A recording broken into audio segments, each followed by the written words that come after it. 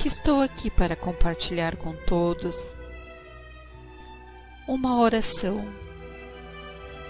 aos nossos bons amigos espirituais, que sempre possam estar nos auxiliando, nos intuindo e nos mostrando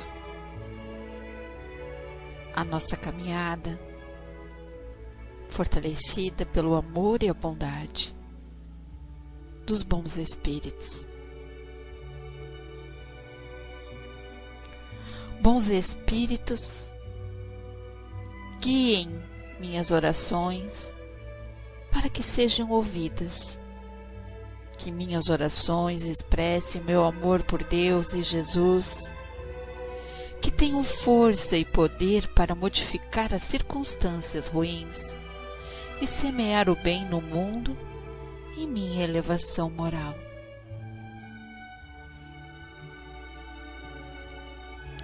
Meu anjo da guarda, eu o saudo. Você me acompanha desde o dia do meu nascimento, ou talvez desde antes mesmo de eu ter esta forma física. Eu te amo por tua constância e o tempo que dedica a mim. Eu lhe agradeço porque sua vida só tem uma meta: sirvo. Eu o abençoo porque é parte do poder de Deus, expressão de seu amor, divino aliado. Faça com que eu possa compreender que nunca estou sozinho, que eu vença a tristeza, o mau humor, a depressão, com a simples invocação.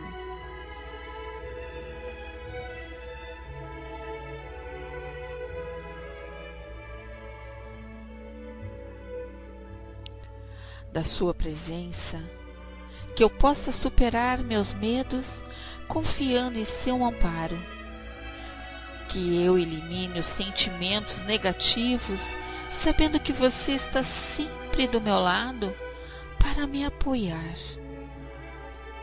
Quando desperto meu desejo para o bem, permita que eu olhe sua face para esquecer o passado, confiar no futuro e por um momento viver o meu presente, este eterno, agora, que é a forma humana de abordar o infinito.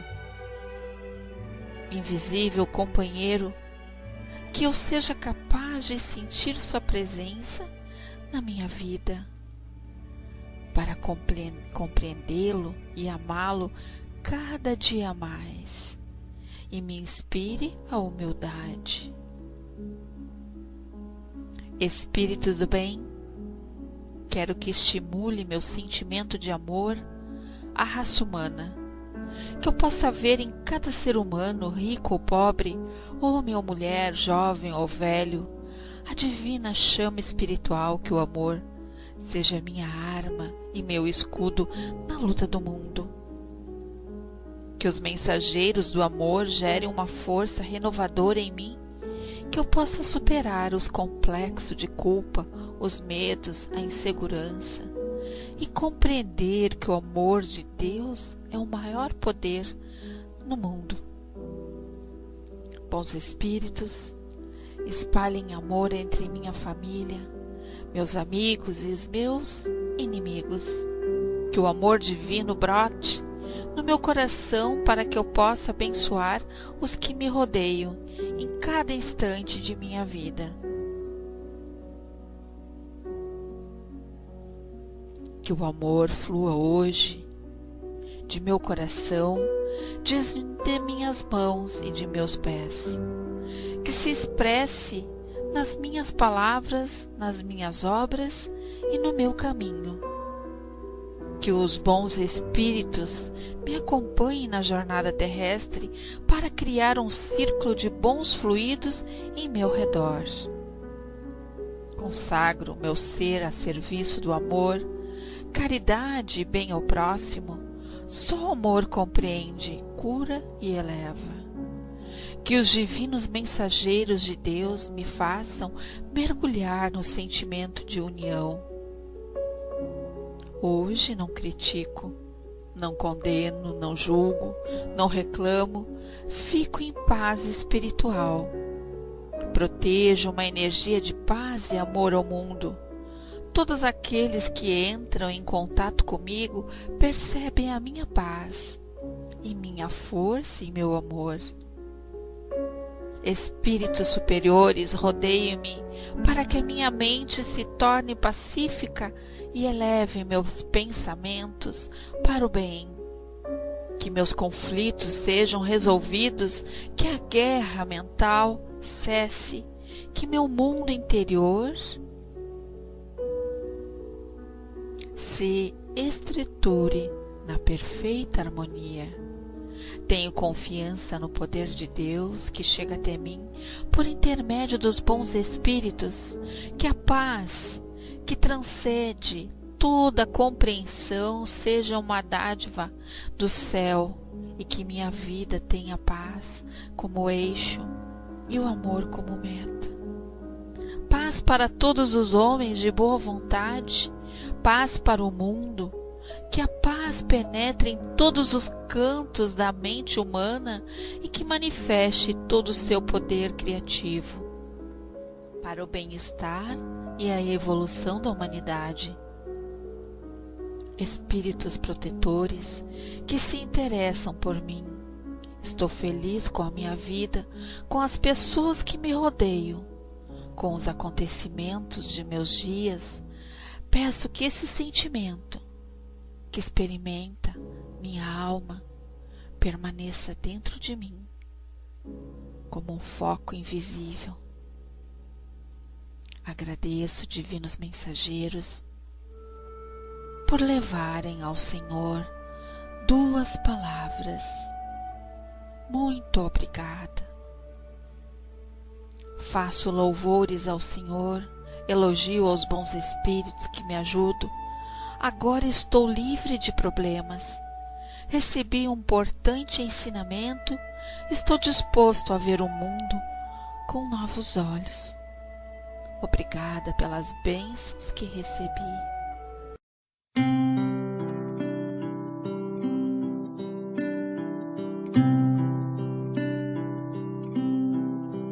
Ouço Deus no murmúrio das águas dos rios. Ouço Deus no furor dos ciclones bravios. Ouço Deus no cantar matinais dos pardais. Ouço Deus no lamento de pobres mortais. Vejo Deus nas estrelas perenes de luz. Vejo Deus no esplendor que a alvorada traduz. Vejo Deus no suave perfume da flor. Vejo Deus no adeus, companheiro da dor. Sinto Deus na saudade que evoca a lembrança. Sinto Deus no morrer de febris esperanças. Sinto Deus na tristeza de ver-te partir. Sinto Deus na tua volta, irmão, a sorrir. Ouço Deus no murmúrio das águas dos rios. Vejo Deus no furor de ciclones bravios. Sinto Deus no cantar matinais dos pardais. Ouço Deus no lamento de pobres mortais.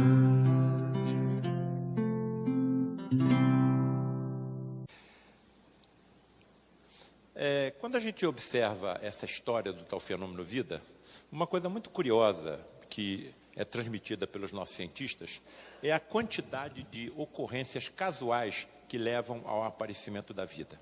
É muito difícil a ciência se aproximar de alguma razão inteligente que é pregado exaustivamente por todas as religiões. Existe algo por trás de tudo. Existe algo, principalmente, por trás da vida. E esse algo tem que ter alguma inteligência. Por exemplo, não existe vida sem vida. Não existe vida sem vida. Então, se existe vida, essa vida veio programada de alguma forma. É tamanha as perfeições, as exatidões que vão se conjugando para que ocorra o fenômeno vida, que a gente tem que acreditar que existem inteligências que fogem completamente à nossa imaginação por trás de todos esses fenômenos.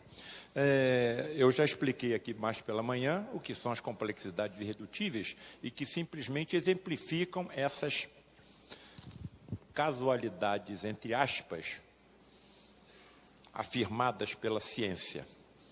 Então, quer dizer, existência de aminoácidos ao acaso, purinas, pirimidinas, ARN, ADN, monossacarídeos, ácidos graxos, código genético, tudo isso é obra do acaso? Onde houver vida no universo, tem que haver uma molécula chamada ADN. Curiosamente, a ciência dita que para que tenhamos um corpo completo igual ao nosso, basta que de 2,5% a 10%, dizem divergências ainda científicas, do nosso ADN sendo aproveitado.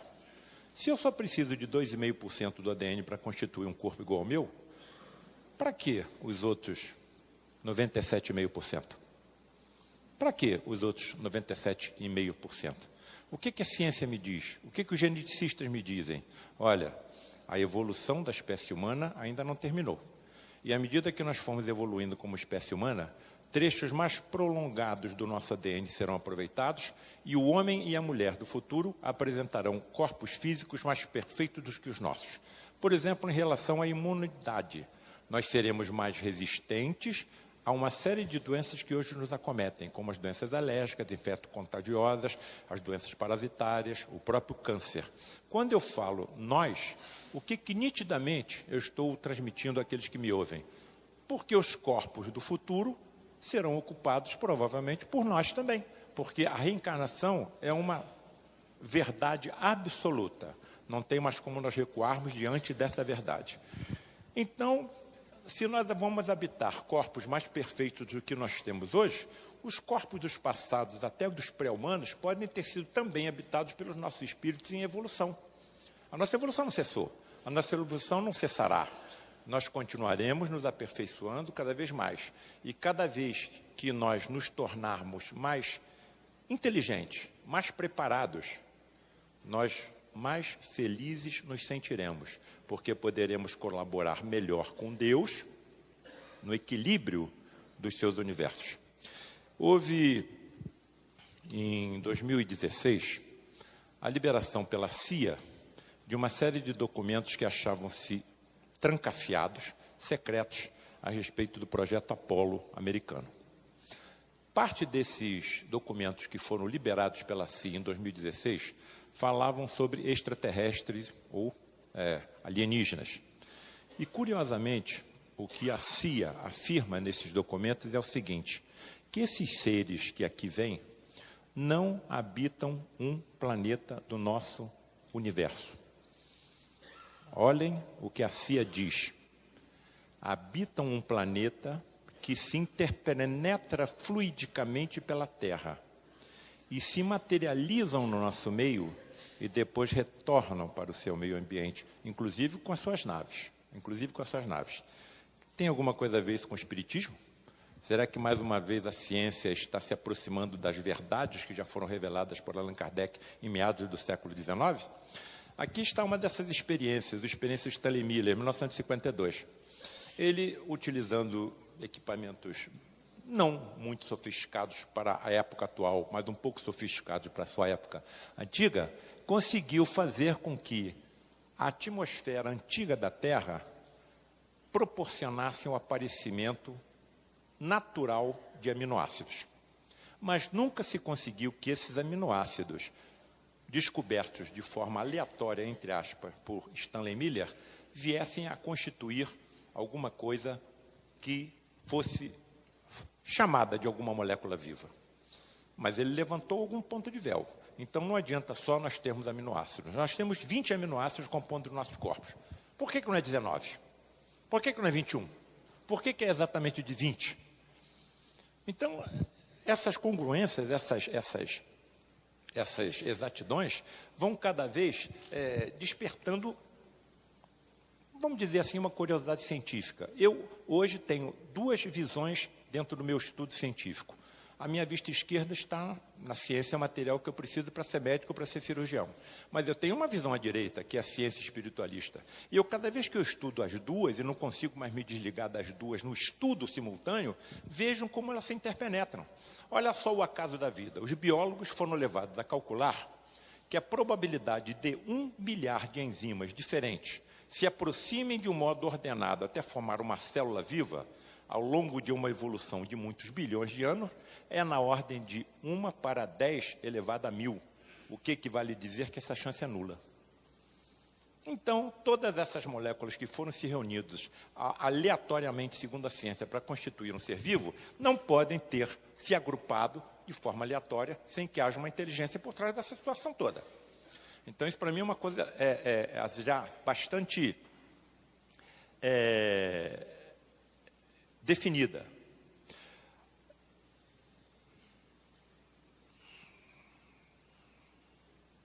Outro acaso da vida.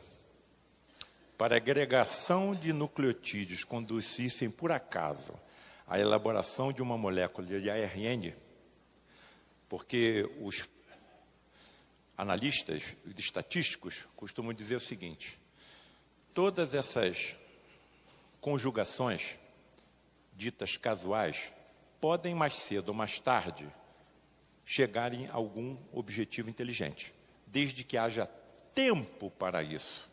Muito bem, vamos ver que tempo seria necessário. Para que a agregação dos nucleotídeos conduzisse, por acaso, à elaboração de uma molécula de ARN utilizável, teria sido preciso que a natureza multiplicasse as apalpadelas as tentativas durante 10 elevado a 15 anos. Atenção, ou seja, durante 100.000 vezes mais tempo do que a idade total do nosso universo. É tempo demais.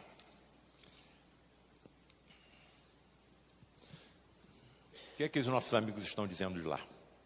Olha, quando o espermatozoide do seu pai se une com o da sua mãe, equipes de geneticistas, de biólogos, de médicos, de cientistas, já elaboraram aquela encarnação.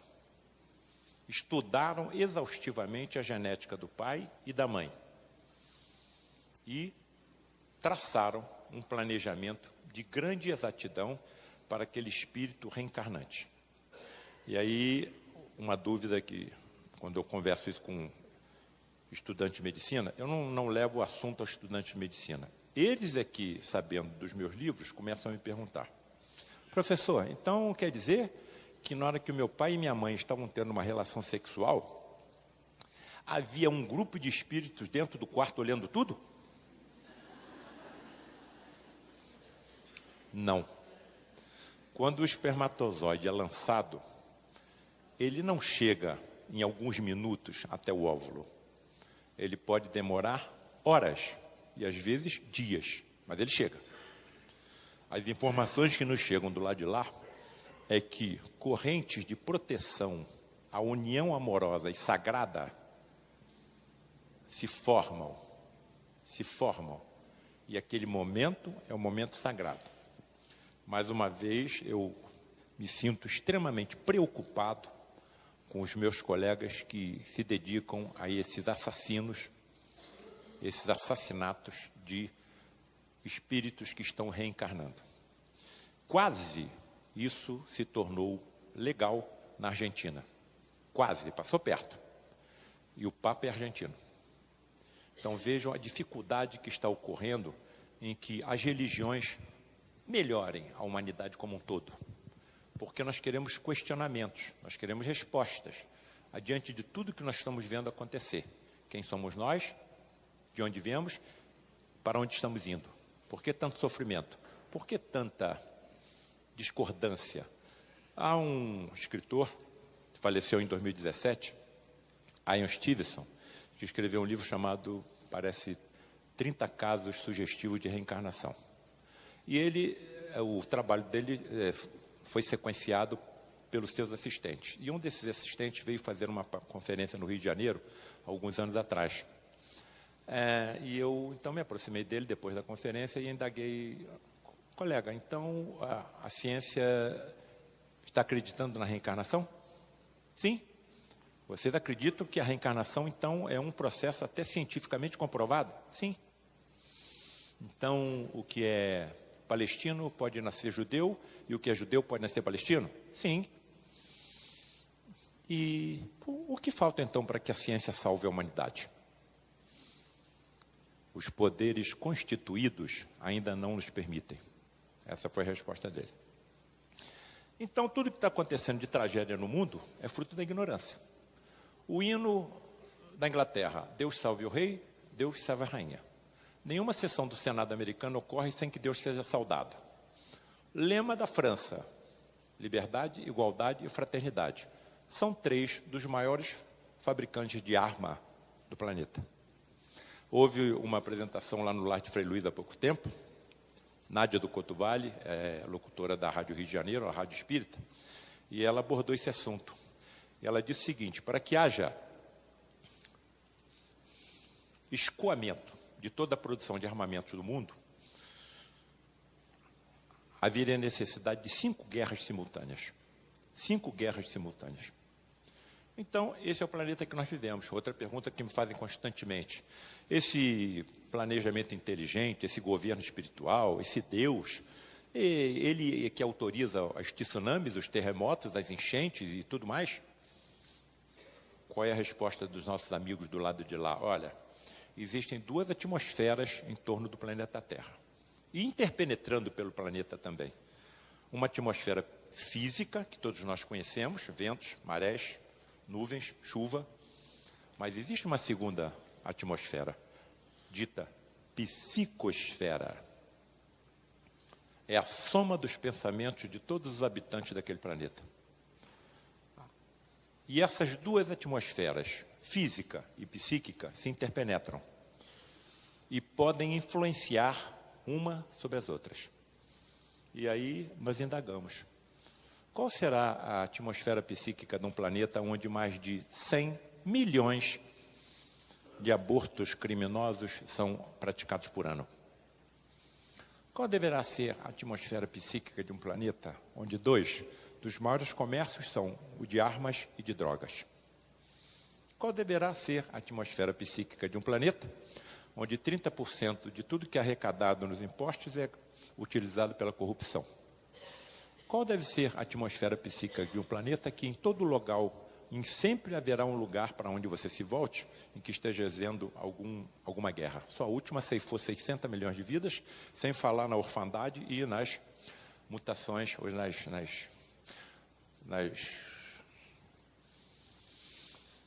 perda de braço, perda de perna, perda de olho e todas essas tragédias.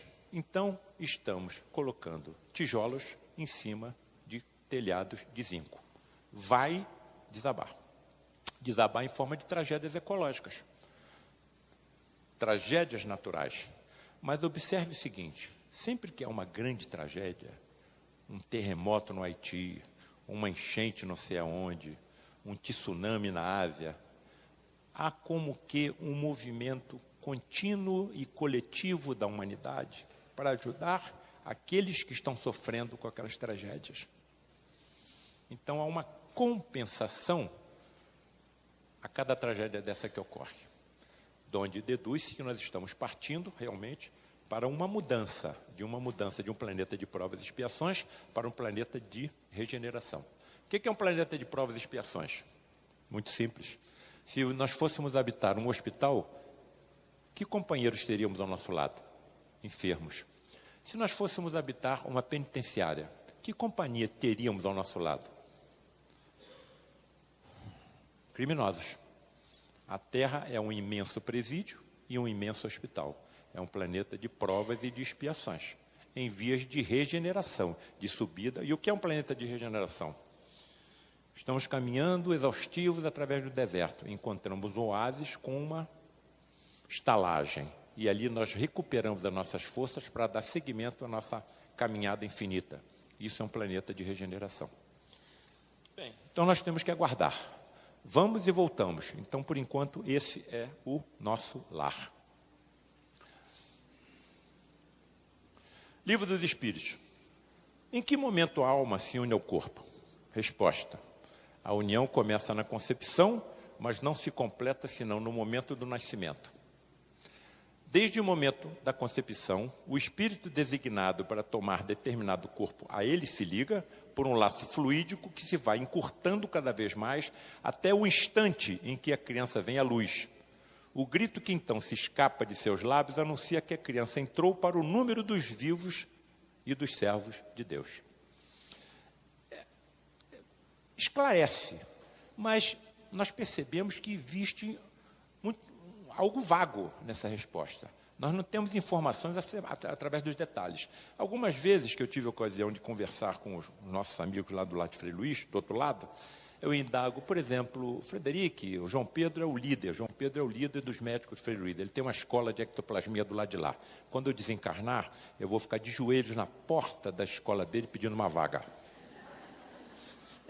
Por que esses procedimentos que nós vemos vocês realizarem, nós não conseguimos realizar? Muito simples.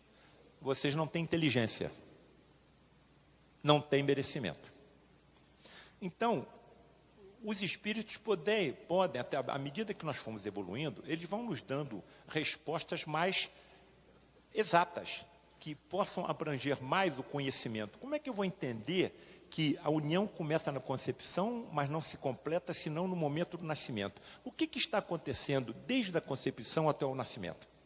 Há uma agregação paulatina das moléculas do corpo espiritual com o nosso corpo físico, ou do perispírito com o nosso corpo físico.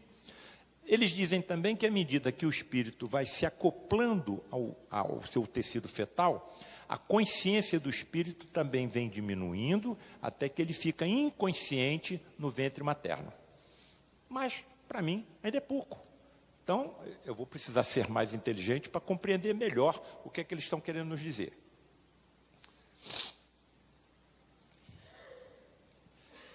Cerca de 300 milhões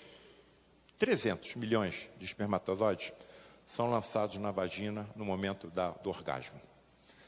300 milhões. O que eles também nos dizem?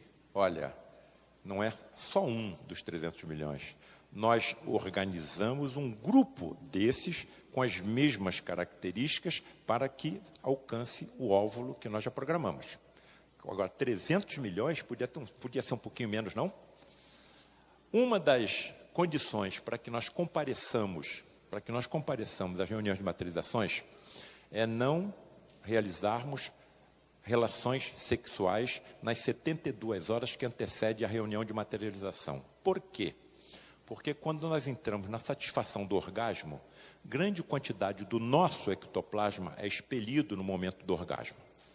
Se eu faço uma relação sexual na véspera de uma reunião de materialização e compareço a essa reunião de materialização, eu não sou um doador, eu posso ser um receptor do ectoplasma. 70% do ectoplasma vem do médium de efeito físico. Os outros 30% da assistência que acompanha o médium e da natureza em redor do santuário. O santuário de Frei Luís de Materializações, ele fica incrustado no meio de uma floresta no bairro de Jacarepaguá, no Rio de Janeiro.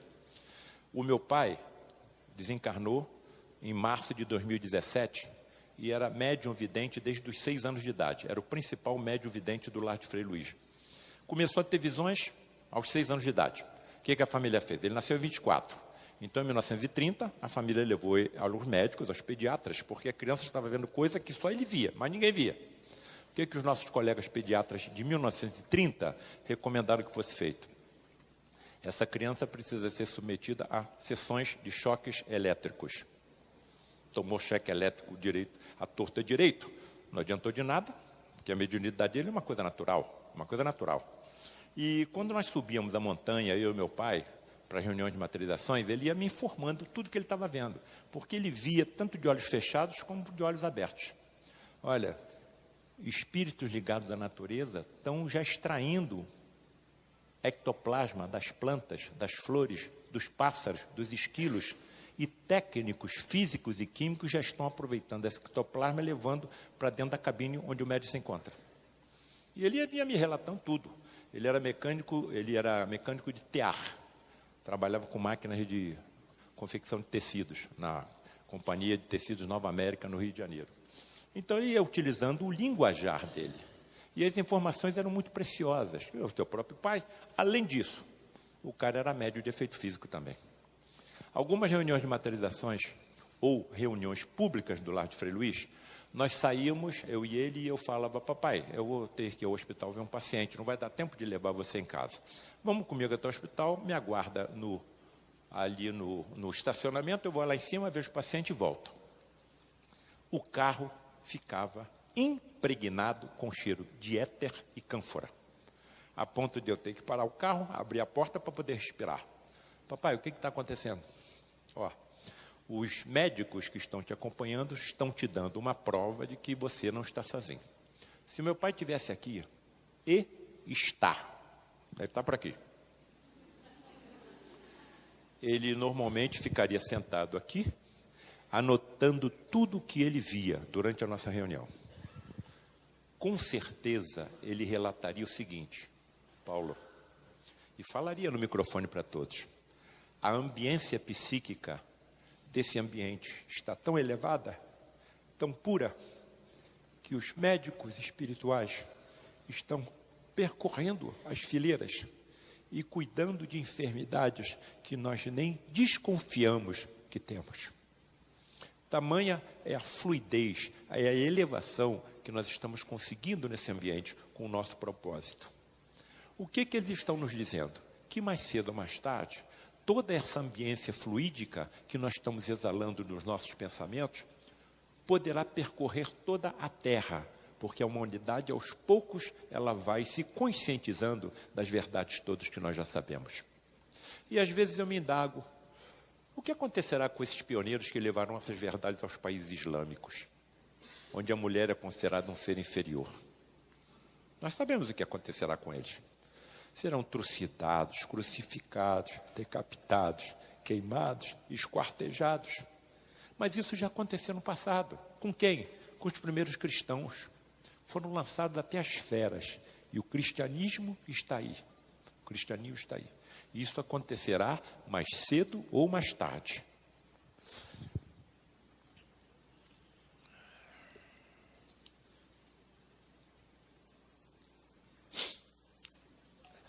Olha o tal acaso. Alguns pesquisadores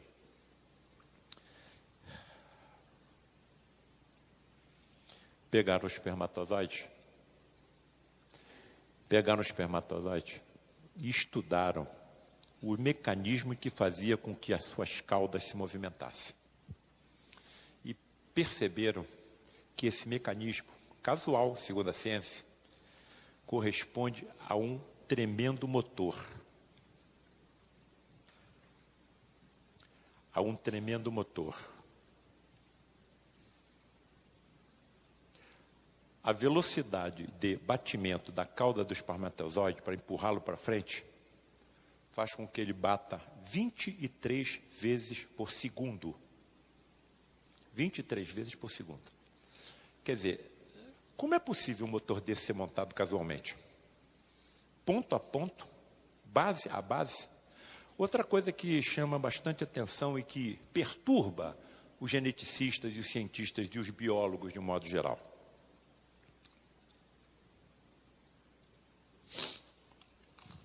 Espermatozoide, óvulo. Constitui-se um ovo. 2, 4, 8, 16. 16 células absolutamente iguais. Mas, num determinado momento, uma dessas células absolutamente iguais às demais começa a se transformar numa célula do fígado. Uma outra célula, absolutamente igual às demais, se transforma numa célula do osso. A outra no neurônio. A outra numa célula da pele, a outra na célula do pulmão, a uma numa célula do globo ocular e vai por aí afora.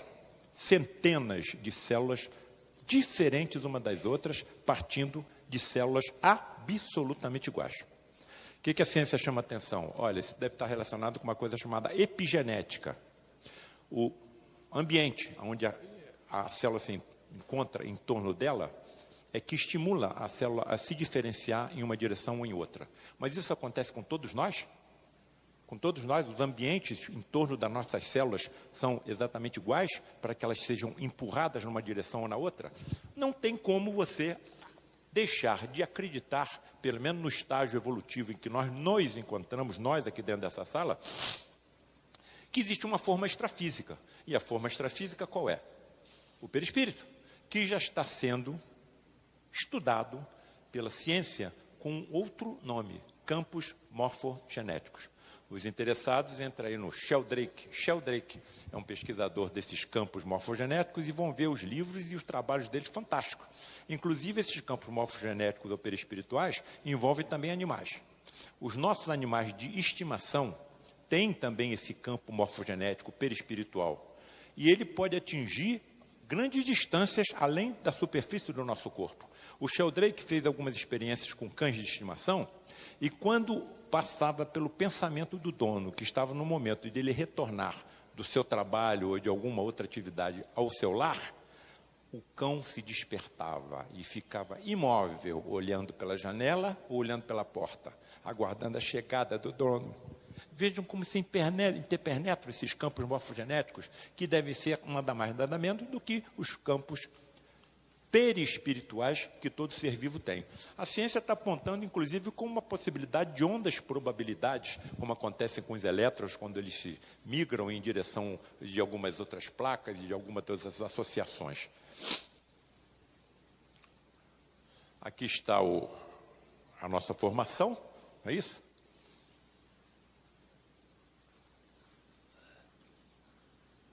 E, evidentemente, tem uma forma por trás disso tudo. Eu disse aqui pela manhã que essa forma que Jesus devia utilizar na recomposição dos corpos dos enfermos que dele se aproximavam e eram por ele curados. Evidentemente, vai ter que ter energia nessa história. Tanto que a hemorroísa tocou tão simplesmente nas vestes dele e ele se levantou perante a multidão, ou se voltou, porque ele estava caminhando.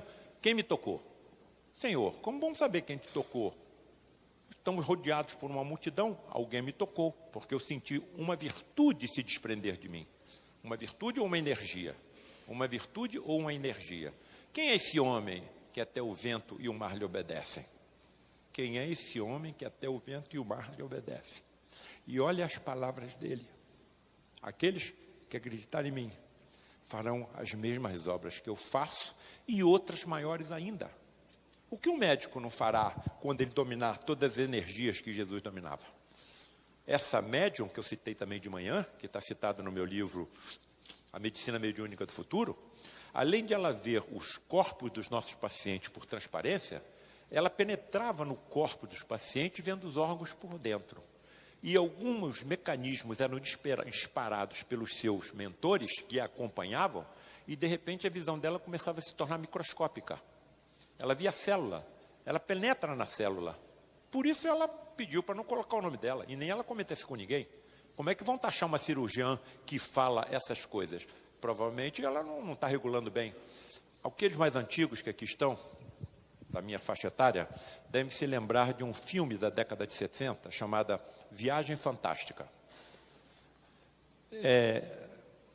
Cientistas miniaturizam um submarino com médicos dentro do submarino e injetam na corrente sanguínea de um paciente, e esse submarino vai até o cérebro, onde tinha uma lesão, e elimina essa lesão com raios de laser. Ela diz que, em determinados momentos, ela navega pela corrente sanguínea do paciente, vendo as hemácias passar por cima, por baixo, pelo lado. O que um hematologista não falar no futuro com esses dons mediúnicos? Um patologista com visão microscópica e ultramicroscópica. Por exemplo, eu parei uma paciente, os colegas médicos aqui vão entender a minha situação. Ela tinha um tumor maligno na mama. A mama era grande e o tumor pequeno. Eu tirei a fatia da mama onde estava o tumor. O patologista na sala, bota no microscópio, olha, a lesão foi completamente removida, porque os bordos da fatia estão longe da lesão. Termina a cirurgia, depois explico à família e à paciente que foi possível a conservação da mama e dou alta na doente. Passam-se 10 dias, a paciente está no teu consultório e você está tirando os pontos. O celular toca. Dr. Paulo César é o patologista que lhe acompanhou naquela cirurgia 10 dias atrás. Ocorreu um engano. Uma das bordas da fatia está comprometida pelo tumor. Eu tenho que informar a paciente e a família que ela tem que ser reoperada. E se eu tivesse a visão microscópica? Isso não teria acontecido. Isso é o que os nossos amigos estão dizendo, que serão os dotes mediúnicos do médico do futuro.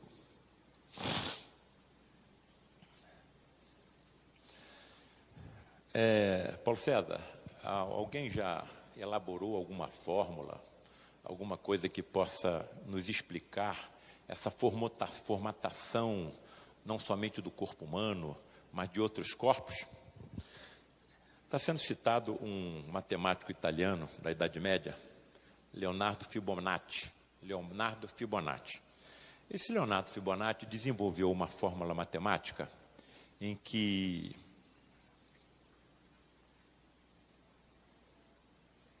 rezem por mim aí, por favor. Em que a soma de dois números é o número seguinte: 1 e 1, 2. 1 e 2, 3. 2 e 3, 5. 3 e 5, 8. E vai por aí afora. E à medida que esses números eram somados, ia se constituindo uma estrutura com essa formatação. Cientistas começaram a estudar essa fórmula e comparar com algumas estruturas biológicas para ver se essa fórmula se encaixava. Se encaixou nas ondas. Se encaixou em tufões e furacões. Se encaixou em galáxias. Se encaixou em pétalas de flores, como girassóis. Se encaixou em caracóis. Se encaixou no embrião. Se encaixou no ouvido humano. Se encaixou no corpo humano. Tem ou não tem alguma inteligência programando tudo isso? Então percebam que aos poucos a ciência vai sentindo cheiro aqui, cheiro ali. E eu não consigo ver solução para a humanidade sem a aproximação dessas duas vertentes que conduzem à humanidade: a ciência e as religiões. Esse era o meu tormento. A ciência não me dá resposta no que eu estou precisando. As religiões também não. Quando é que eu comecei a ver lampejos lá no horizonte? Quando eu uni as duas.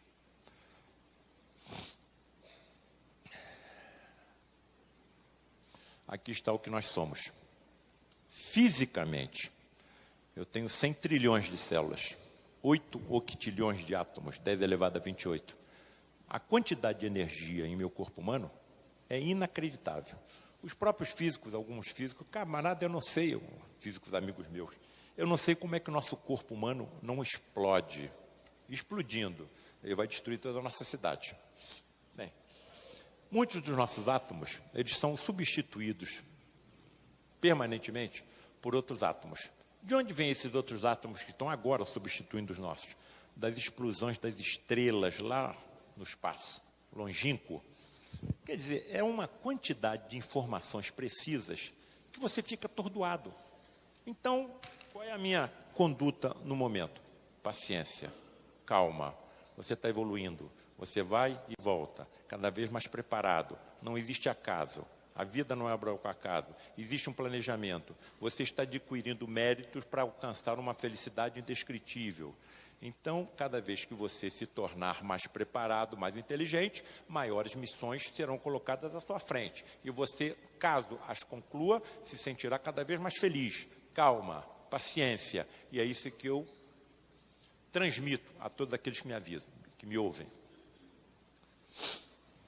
Chega na evolução, mais uma vez nós somos torturados pela tal casualidade. Todos os seres vivos descendem de um último ancestral. Todas as espécies evoluem e os indivíduos componentes de uma mesma espécie diferem entre si. Na luta pela existência, os mais bem adaptados ao meio deixam o maior número de descendentes, o que caracteriza uma seleção natural. Tudo deve estar acontecendo. O que eu acho é que nada acontece aleatoriamente. Então, no tempo do Darwin, não se conhecia genes nem cromossomas.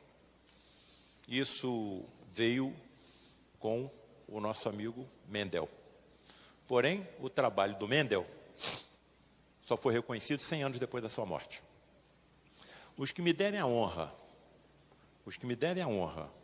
de ler a Medicina Mediúnica do Futuro, lerão um capítulo em que eu mostro as casualidades, entre aspas, que aconteceram com Fleming e com Mendel. Inacreditável. Esse Mendel. Bom, eu estou aqui na tranquilidade de um convento.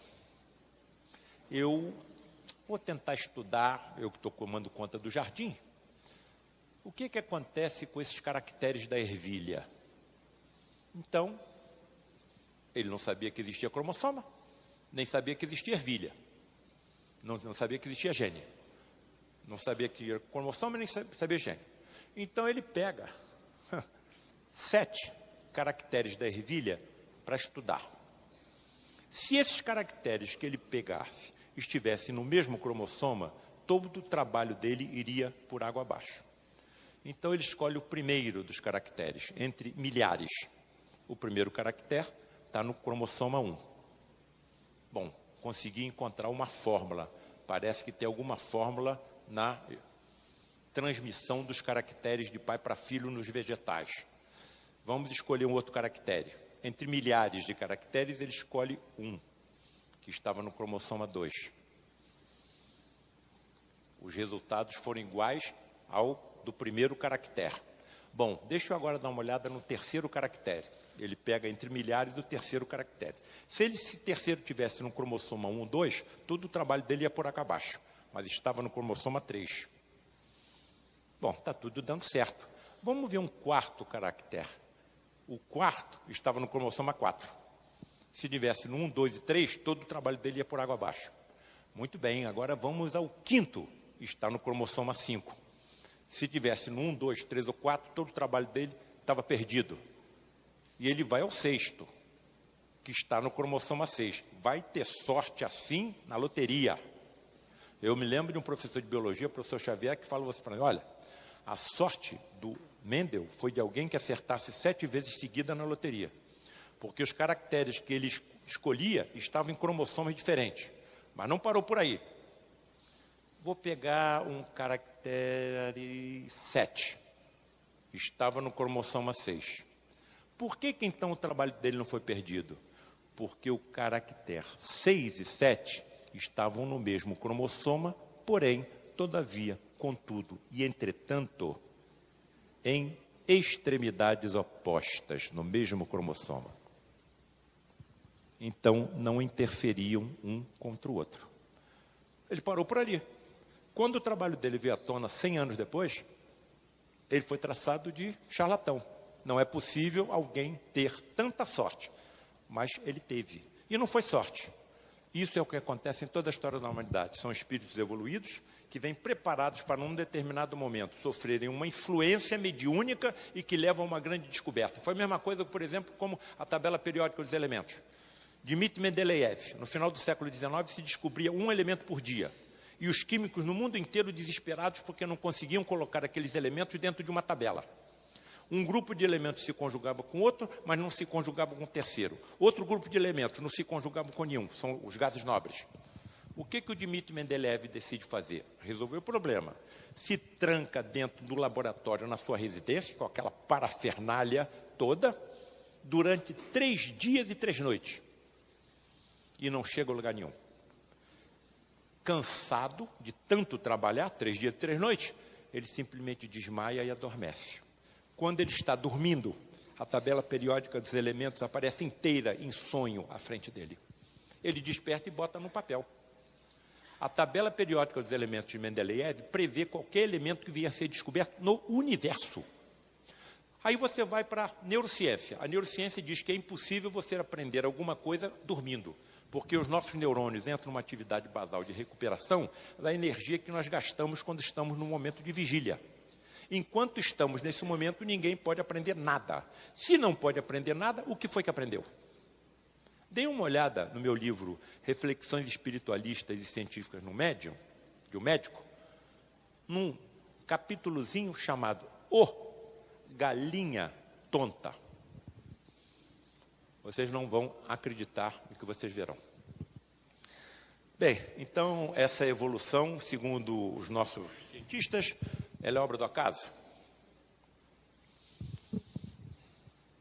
E aí cai nas minhas mãos, eu estava passando pela sala da minha casa, aí vi um documentário. Passei, olhei para a televisão, fui embora. No dia seguinte eu passo pela sala, a televisão está ligada. Eu vejo o mesmo documentário, mais da metade, andei, fui embora. No terceiro dia eu passo, o mesmo documentário estava passando na televisão. Aí eu parei, deixa eu ver se com mais calma. E aí eu tomei conhecimento do trabalho dessa cientista francesa, Anne d'Ambricourt-Malassez. Anne d'Ambricourt-Malassez, paleontóloga, diretora do Museu de História Natural de Paris, e ela decidiu fazer um trabalho estudando o osso maxilar, a evolução do nosso osso maxilar através das eras. É o único osso que se movimenta no crânio. Para ela fazer esse estudo, ela tinha que pegar o crânio dos fósseis e virar de cabeça para baixo. Quando ela virou de cabeça para baixo, ela percebeu alterações em outro osso, que ela não estava pensando em estudar. O osso esfenoide.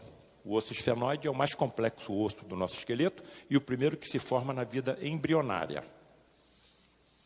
Tem a forma de borboleta e sobre ele se assenta o nosso cérebro. O que essa pesquisadora percebeu?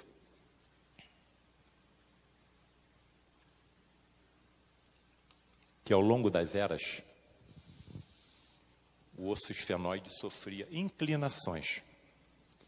E cada vez que o osso esfenoide se inclinava, aumentava o tamanho do nosso crânio e do nosso cérebro. E nós nos tornávamos mais inteligentes. E também nos tornávamos mais eretos. Mais inteligentes e mais eretos. Isso jogou por terra a teoria das savanas, que nós andamos em 2 pernas de tanto levantarmos o corpo na procura do predador que vinha na nossa direção ou da caça que nós necessitávamos para a nossa sobrevivência. Há 60 milhões de anos, o osso esfenoide era horizontal, como acontece com os lêmures da ilha de Madagascar. Primeira inclinação detectada pela doutora Anne d'Ambricourt, há 40 milhões de anos, e surgiram os símios. Segunda, há 20 milhões de anos, e surgiram os grandes macacos. Terceira, há 6 milhões de anos, e surgiu um gênero chamado Australopiteco, que deu origem ao gênero Homo. 2 milhões de anos, a quarta inclinação, e surgiu o gênero Homo. E há 160 mil anos, a quinta, e surgimos nós. Atenção, 40, 20, 6, 2, 160 mil. As inclinações estão se estreitando. E cirurgiões maxilo, buco, faciais estão percebendo alterações na arcada dentária de crianças japonesas e americanas que estão prenunciando uma 6ª inclinação. Se a cada inclinação nós nos tornamos mais inteligentes, Isso está, talvez, relacionado com a subida também do planeta, de um planeta de provas e expiações para um planeta de regeneração? Será que coincidiremos com essa elevação? Calma, Paulo César, calma. Isso está relacionado, então, com o aumento do número de neurônios do nosso cérebro. Cada vez que aumenta o nosso cérebro, nós temos mais neurônios e ficamos mais inteligentes. É isso que você está querendo me dizer? Porque se é isso que você está querendo me dizer, e a ciência está dizendo que só sabe o que acontece em 4% do universo, qual vai ser o tamanho do meu cérebro quando eu souber o que acontece em 20% do universo? Em 30%, 40%? Se eu vou ter a cabeça desse tamanho, como é que eu vou passar pela vagina da minha mãe quando eu for nascer? Que conjunto de músculos eu terei nos meus ombros para sustentar uma cabeça desse tamanho nos meus ombros? Qual será o conjunto de músculos do meu pescoço? E o nosso cérebro é uma usina elétrica. Naturalmente, se eu tiver um número muito grande de neurônios, a temperatura do meu corpo naturalmente se elevará e poderá trazer alterações em outras estruturas. Não é a quantidade de neurônios que aumentará a nossa inteligência. O que os nossos amigos estão dizendo que será a qualidade do neurônio é que será diferente. E as conexões sinápticas entre um e entre outros serão diferentes, aumentando a nossa inteligência. E aí nós seremos mais capazes de compreender. Existem quatro grandes vertentes de espíritos altamente evoluídos chegando até nós, hein? 4. Isso foi transmitido o médium Divaldo Pereira Franco pela Joana de Ângeles. Primeira vertente, espíritos altamente evoluídos no ramo da engenharia e trarão invenções que beneficiarão toda a humanidade e não somente um pugilo dos mais ricos. Segundo, espíritos altamente evoluídos no ramo da arte. Nós já sabemos que entramos no Google, então vemos crianças de 2, 3, 4 anos executando sinfonias no piano, com mãozinha pequenininha. Todo mundo sabe disso. Terceiro, espíritos altamente evoluídos no ramo da justiça. Talvez isso já esteja acontecendo no nosso país. Quarto, o ramo mais importante que eu considero, espíritos altamente evoluídos na mediunidade. Países da antiga cortina de ferro fizeram um levantamento para se ter uma ideia do percentual de humanos médiuns. 7%. Antigos países da cortina de ferro, ou seja, países materialistas. E quando nós não formos 7%, formos 20%, 30%, 40%, 50%, os cientistas terão médiuns dentro da sua casa, serão obrigados a estudar essa energia mediúnica. Não tem como fugir disso. Então, esse me parece que é o ramo mais importante. Então, estamos no caminho evolutivo. E essas inclinações, me parece que estão acompanhando o que o Espiritismo está traçando como futuro da humanidade. Terminou minha vida. Vou me separar do meu corpo. O meu corpo vai ser degradado, as moléculas do meu corpo serão utilizadas em outros corpos orgânicos ou inorgânicos, mas a minha personalidade, não estou naquele corpo. Já me libertei do meu escafandro que eu preciso para interagir com esse universo e que me faz me esquecer até do que eu almocei anteontem. Graças a Deus eu me esqueço. Se eu me lembrasse do que eu fiz na Inquisição, como é que eu ia poder ser cirurgião? O remorso ia me dar trégua? Então, esse esquecimento é fundamental, é uma dádiva de Deus. Graças a esse esquecimento, nós podemos nos aproximar de grandes inimigos do passado, hein? Como companheiro, como companheira, como irmão, como filhos, como colegas de trabalho. Isso é uma dádiva divina. E aí nós podemos aparar as arestas. E quando passamos para o lado de lá e nos lembramos do que aconteceu, nós estamos mais evoluídos, estamos mais calmos, estamos mais perdoativos. Isso é muito importante. Sem perdão, você não consegue evoluir.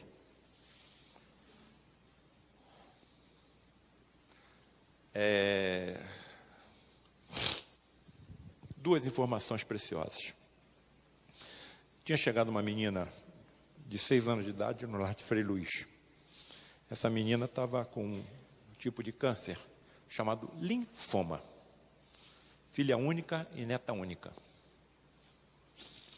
Lutamos com essa menina durante 3 anos. Tudo que a medicina da Terra podia oferecer, ofereceu. E durante 3 anos ela compareceu a todas as reuniões de materializações, sendo atendida pelos nossos médicos espirituais.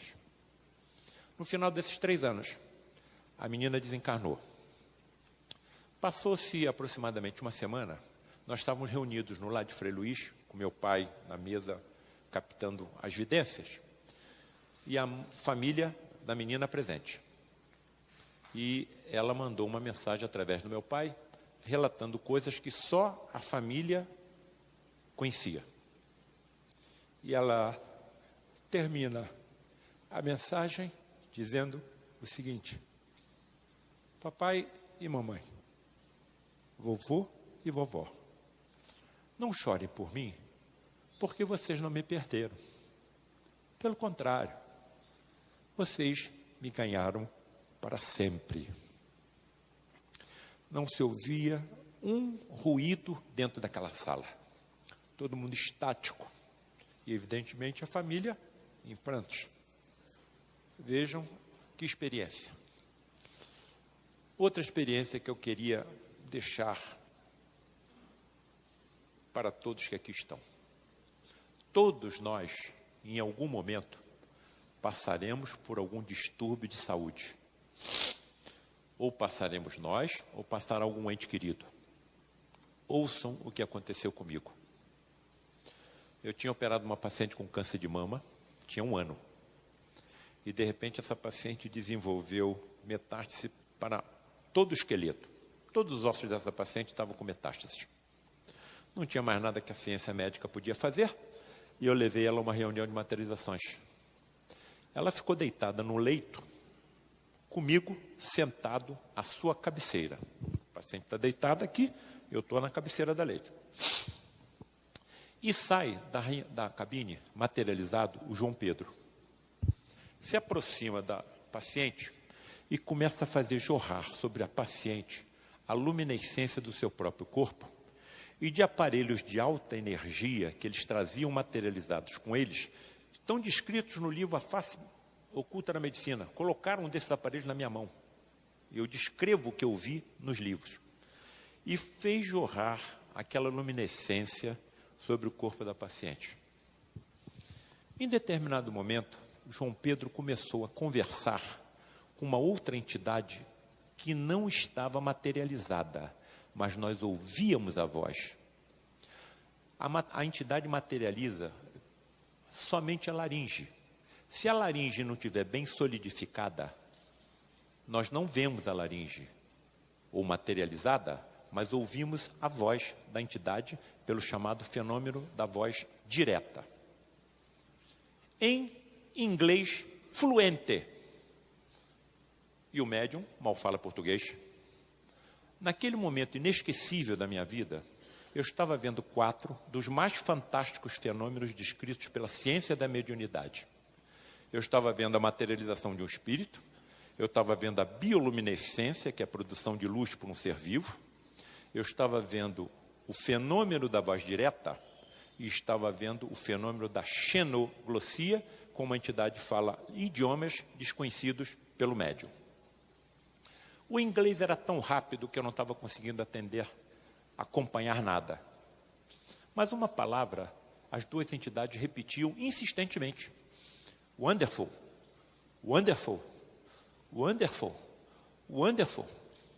Eu estou sentado aqui na cabeceira, estou comigo pensando, o que pode haver de tão maravilhoso com uma paciente com câncer de mama com metástase para todos os ossos?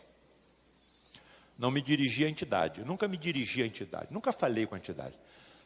O problema era controlar a minha curiosidade científica quando a entidade se dirigia a mim. Mas a primeira oportunidade que eu tive, eu indaguei o Frederic. Frederic, o que havia de tão maravilhoso com aquela paciente tão grave? Resposta para todos nós que aqui estamos. A forma como ela estava aceitando a prova da sua doença. Ela não estava blasfemando contra Deus. Ela não estava acusando os médicos. E tudo que a medicina de vocês tem a oferecer, ela estava aceitando resignadamente, e aquilo estava trazendo um grande benefício para o seu espírito. Que sirva de lição para todos nós.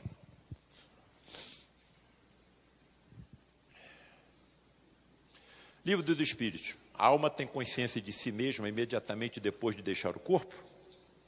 Imediatamente não é bem o termo. A alma passa algum tempo em estado de perturbação. Então nós vamos ficar sonolentos durante alguns momentos. Mas não devemos esquecer que não estaremos sozinhos. Provavelmente médicos estarão conosco. A perturbação que se segue à separação da alma e do corpo é do mesmo grau e da mesma duração para todos os espíritos? Não. Depende da elevação de cada um. Da elevação e do conhecimento, hein? E do conhecimento. Aquele que já está purificado se reconhece quase imediatamente. Quer dizer, vou despertar, desencarnei. Pois que se libertou da matéria antes que cessasse a vida do corpo. Não me apeguei tanto à matéria, às coisas materiais. Já estou sabendo que eu sou um ser imortal. E quando chegar o momento do meu desenlace, eu continuarei vivendo. Simplesmente me desprenderei desse veículo físico. Enquanto que o homem carnal, aquele cuja consciência ainda não está pura, guarda por muito mais tempo a impressão da matéria. E essa impressão da matéria nos suicidas é um termômetro, é um tormento. No suicida é um tormento. Se você vem com a energia vital de 60 anos e aos 40 você dá um tiro na cabeça, durante 20 anos você fica percebendo o projetil entrar no cérebro. Se você se atira numa fogueira, tu fica 20 anos sentindo o corpo te queimar, o fogo te queimar. Se você se atira de um precipício, você fica 20 anos sentindo o seu corpo se despedaçar. É isso que o suicida quer? De vez em quando me procuram, Paulo César, filho está com um adolescente aí que está pensando em se suicidar. Você pode ajudar? Posso. Traz ele aqui no Frei Luiz. Aí levo numa sala chamada Meimei, uma educadora que foi aqui de Minas. O nome da sala, Sala Meimei. E ali atendemos as crianças especiais. Crianças e adultos especiais ficam sentados numa mesa, cantam, voluntários tocando violão, tocando piano. É um ambiente fantástico.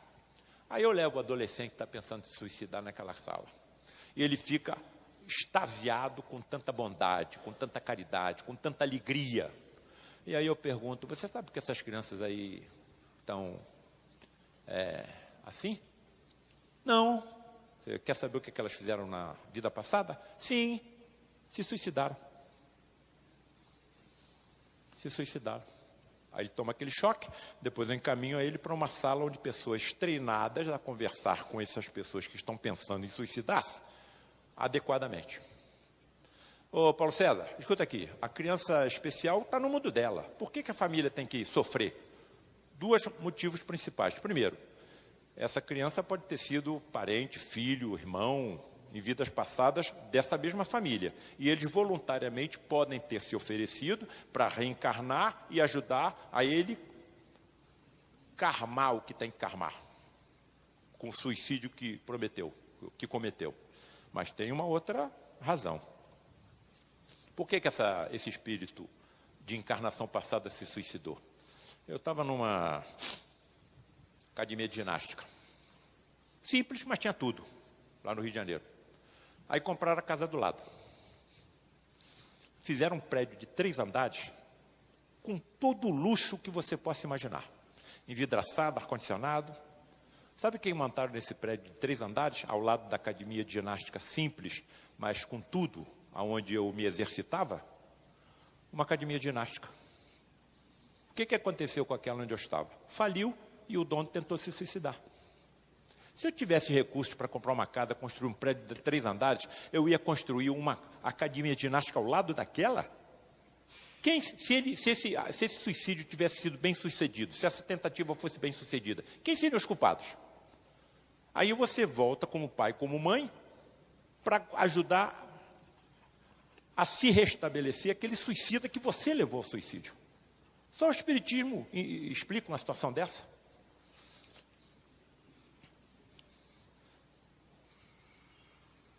O conhecimento do Espiritismo exerce alguma influência sobre a duração mais ou menos longa da perturbação? Olha que pergunta importante, hein? Influência muito grande. Por isso que o Espírito já antecipadamente compreendia a sua situação. Mas a prática do bem e a consciência pura são o que maior influência exercem. Você não precisa ser espírita. Basta que você seja bom, que você tenha cuidado com aquilo que você faz. Volto a repetir o que eu falei de manhã. A conduta é mais importante do que a crença.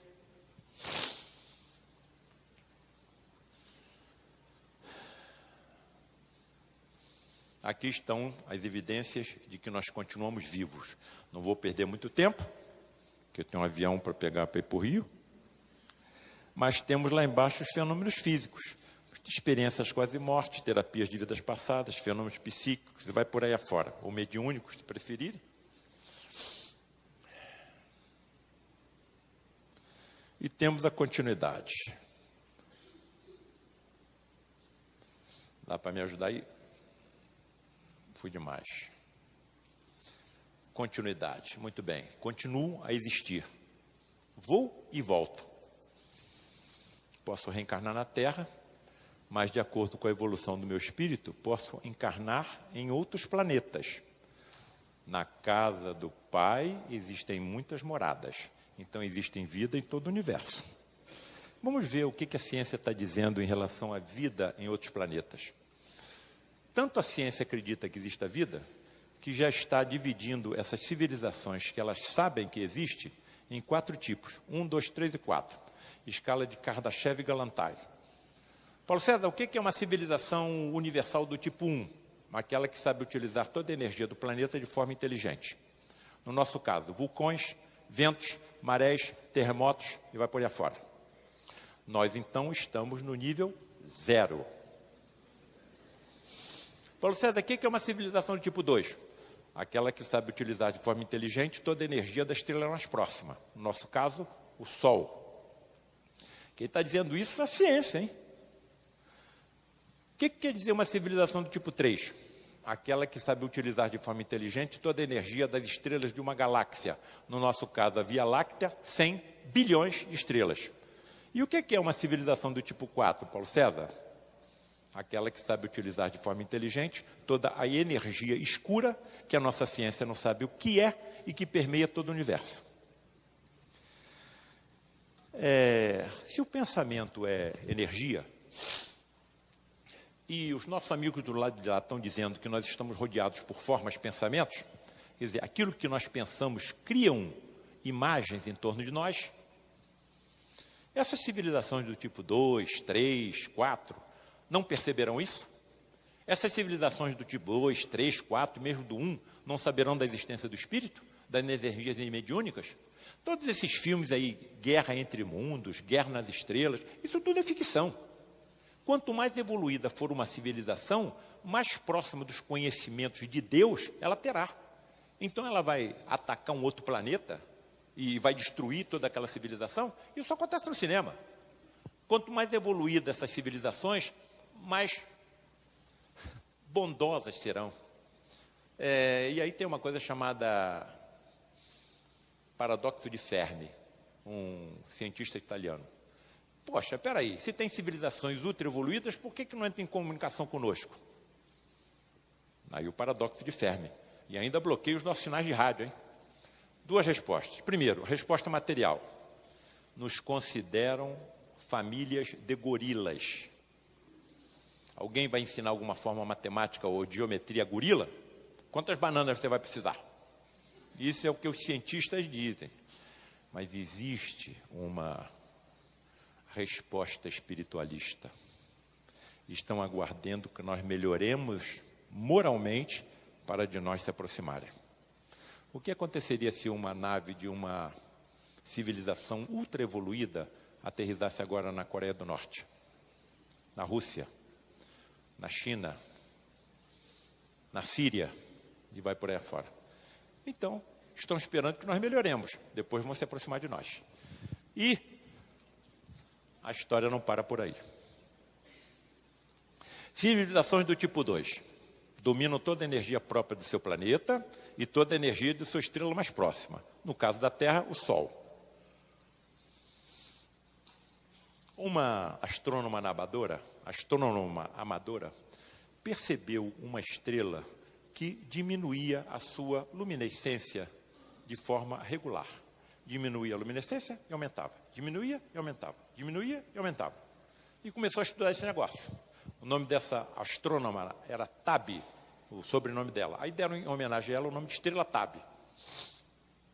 Vamos sentar os astrônomos e vamos saber o que está acontecendo. Olha, deve ser um planeta que está girando em volta dessa estrela, e quando esse planeta passa entre nós e a estrela, a luminescência cai.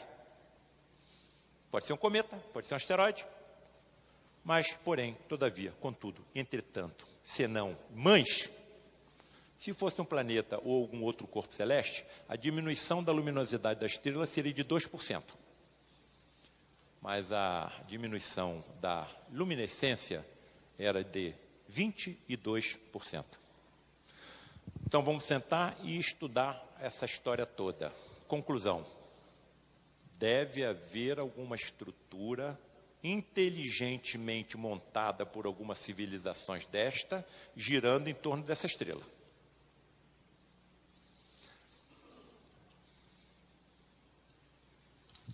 Caso essa estrutura exista, é uma das possibilidades fortes perante os nossos cientistas, essa estrutura em torno da estrela tem um diâmetro maior do que o planeta Júpiter. Vejam o que nos aguarda. É para essas civilizações que nós estamos avançando. Essas civilizações não saberão da existência dos outros planos espirituais, não saberão dos processos kármicos. Se o pensamento é energia, quais serão as minhas formas, pensamentos em torno de mim, se eu estiver pensando em preencher a minha roupa com bombas e explodir um avião, em destruir um prédio, em se utilizar de um cargo público e desviar fortunas em meu benefício? Não poderei habitar tais civilizações. Vejam como está absolutamente de acordo com tudo que o Espiritismo está nos mostrando. Para onde que eu vou? Ultrapassando o fenômeno natural da morte do corpo físico, espirituais ou universos paralelos? Esse é o nosso futuro. E eles chegam agora já a aceitar a existência de civilizações do tipo 5 e 6. Segure-se na cadeira para não cair. Civilizações do tipo 5. A ciência está dizendo que eles sabem como utilizar de forma inteligente as energias dos universos paralelos ao nosso. O ectoplasma entra nessa? E ainda chegam ao assinte de admitir a existência de civilizações do tipo 6. Sabe o que é uma civilização do tipo 6? Aquelas que sabem como construir um universo inteiro. O nosso universo tem 13 bilhões e 700 milhões de anos, até o tal Big Bang. Eles estão dizendo que antes desses 13 bilhões e 700 milhões de anos, já existiam civilizações inteligentes e que o nosso universo não pode ser obra do acaso.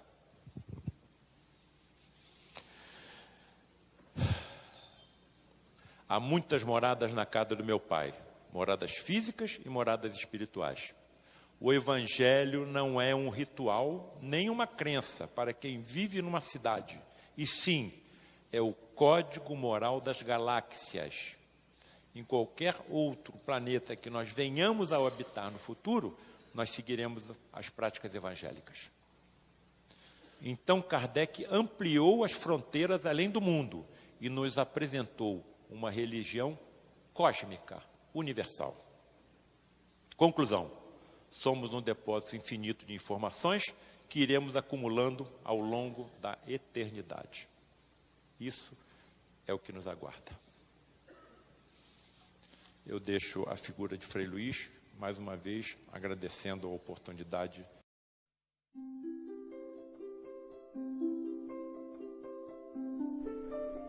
Passe virtual. Depois de iniciado o passe, não pense em mais nada. Mentalize sua casa, sua família e seus desejos. Usando a sala de passe virtual do Instituto André Luiz, esteja convicto de que realmente precisa tomar um passe. Não use a sala somente por curiosidade. Visitando a sala por visitar de maneira informal, deixará de usufruir dos seus benefícios quando dela necessitar realmente. Utilize a sala com gratidão e respeito, como faria num centro espírita material. Aconselhamos a utilização da sala apenas uma vez por semana, salvo em caso de grande necessidade. Em silêncio, evoque a proteção de Deus e de Jesus para o passe. Desejando, após a invocação, rogue também o concurso do seu anjo da guarda ou dos espíritos superiores com os quais tenha maior afinidade. Procure afastar de sua mente quaisquer pensamentos negativos. Respire fundo, pausadamente, com calma e confiança. Prepare-se para orar. Ore com Jesus. Pai nosso que estás no céu, santificado seja o teu nome. Venha a nós o teu reino e seja feita a tua vontade, assim na terra como no céu. O pão nosso de cada dia dá-nos hoje. Perdoa as nossas dívidas, assim como nós perdoamos os nossos devedores. Não nos deixeis cair em tentação, mas livrai-nos do mal. Porque teus são o reino, o poder e a glória para sempre. Assim seja. Vamos dar início ao passe.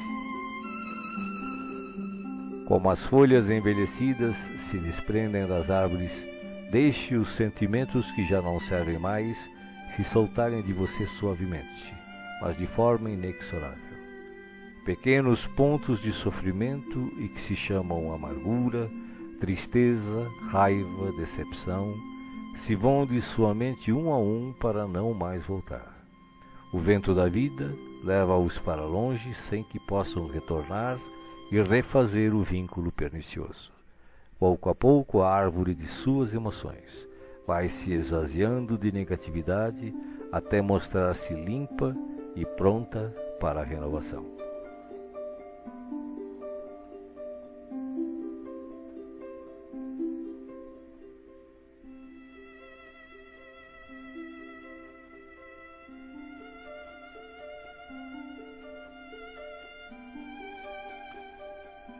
Sentindo-se leve, sem o peso das folhas mortas que se desprenderam e se foram, você recebe agora suavemente sobre o corpo e a alma a água da vida que cai em abundância dos céus.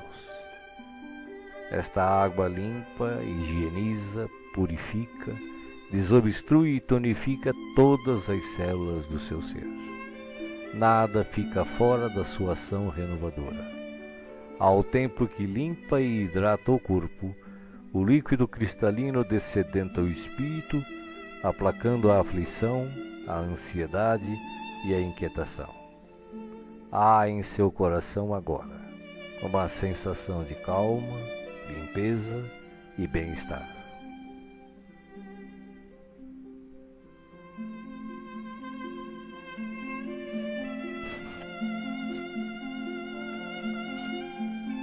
Um leve frio, e eis que o sol de Deus surge para aquecer e aconchegar. Os raios cariciosos penetram-no por inteiro, aquecendo-o ternamente qual materno abraço, proporcionando conforto e segurança ao coração. Neste momento, o amor maior aquece o seu ser, afastando o gelo de toda e qualquer aflição. Nenhum outro sentimento que não o de alegria e confiança assomam à sua mente agora. Você está em paz, envolvido pelo calor que o protege.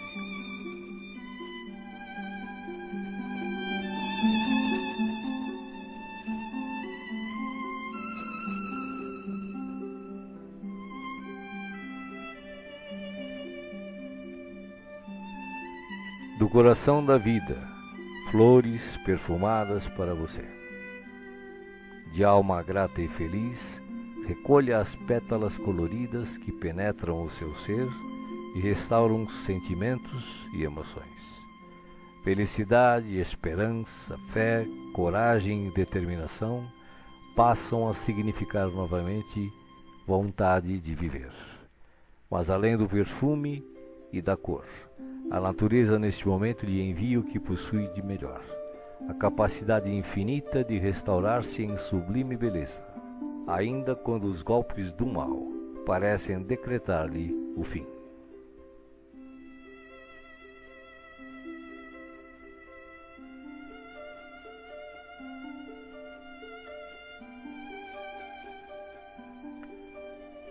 As mãos divinas estão repletas de luz. Suavemente a luz transborda e se derrama sobre você, como cascata dourada de invisível e ignota essência.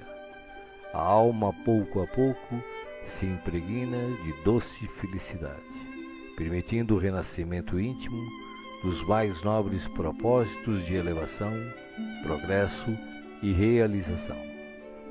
Banhado em sublime força, você se entrega profundamente ao doador da luz, absorvendo as energias que darão a partir de agora novo e abençoado impulso ao seu viver.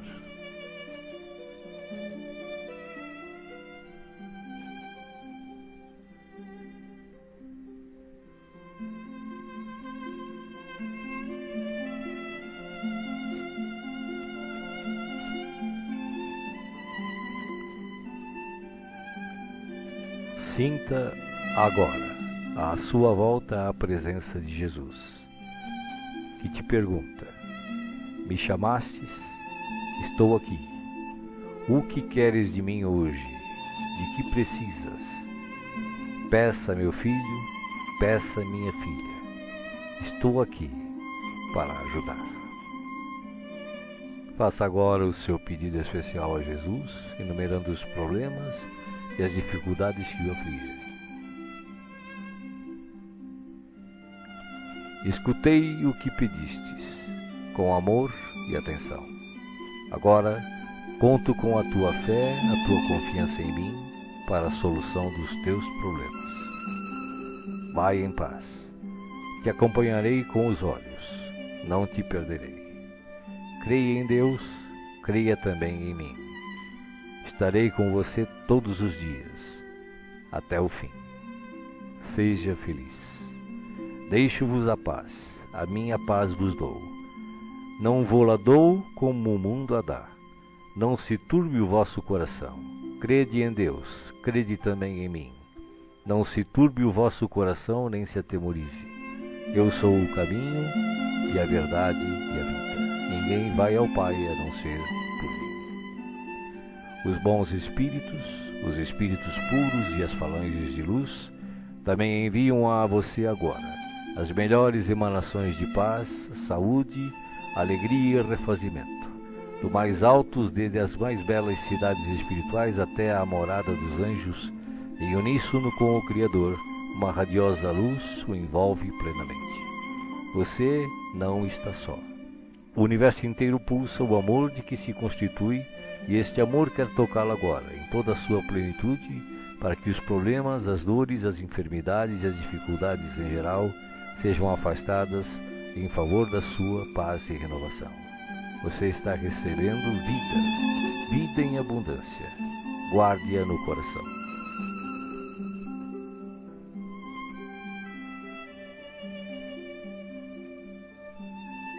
O passe está sendo finalizado. Respire pausadamente e repita agradecido: obrigado, Senhor, por este dia. Que ele me seja produtivo e feliz, como tu desejas. Assim seja.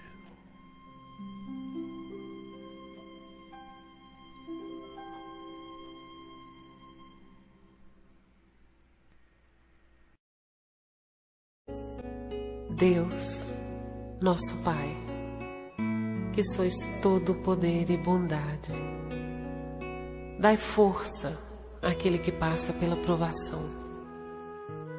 Dai luz àquele que procura a verdade. Ponde no coração do homem a compaixão e a caridade.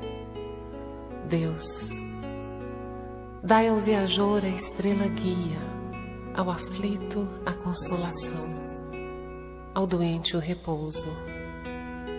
Pai, dai ao culpado o arrependimento, ao espírito a verdade, à criança o guia e ao órfão o Pai.